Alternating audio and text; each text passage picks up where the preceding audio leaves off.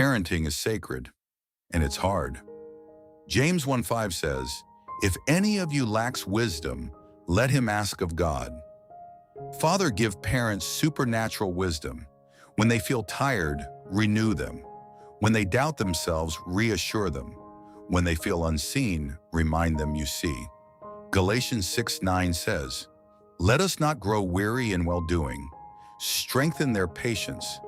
Help them discipline with love. Help them lead by example. Give them discernment for their children's needs. Give them courage to stand firm. Give them grace to apologize when needed." They are shaping destinies. They are raising future leaders. They are not failing. They are planting seeds. Strengthen their hands. Guard their hearts. Reward their faithfulness.